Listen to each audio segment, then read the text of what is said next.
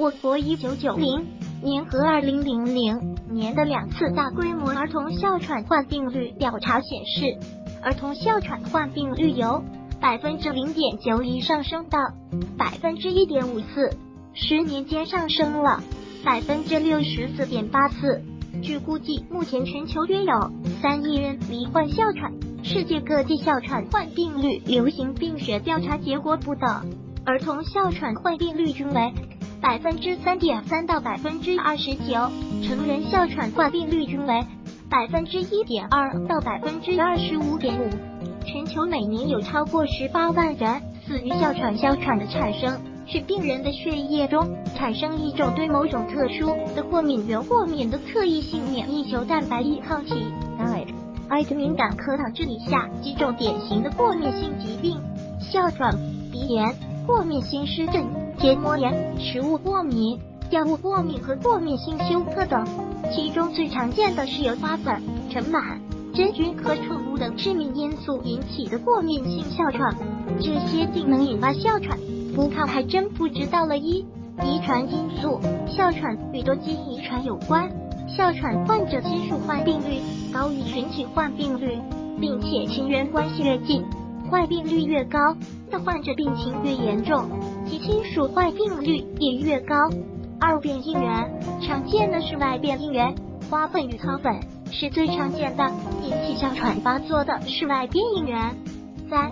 触发因素，常见空气污染、吸烟、呼吸道病毒感染、妊娠以及剧烈运动、气候转变。多种非特异性刺激如吸入冷空气、蒸馏水雾滴等都可诱发哮喘发作。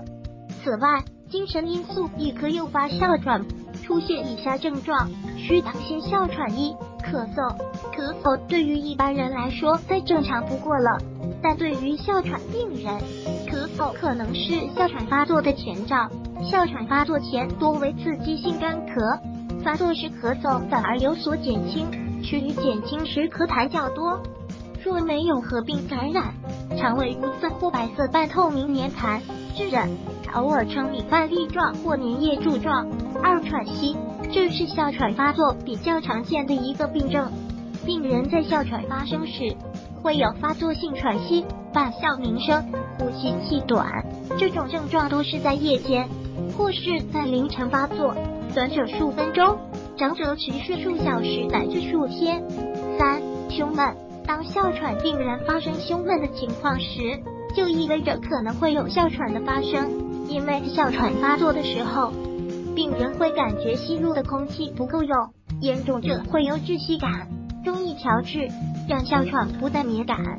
相关专家罗玉琴专家介绍，中国哮喘联盟会员，30余年呼吸病临床经验，中华中医药学会常务委员，经血药叠加调节免疫疗法联合创始人，世界中医药学会联合会医养结合专业委员会理事。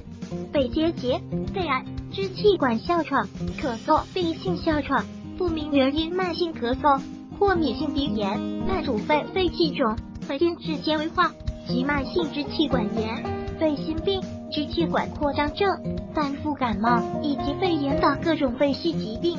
如果喜欢本视频，请分享并订阅本频道，访问 TT News XYZ 获取更多相关资讯。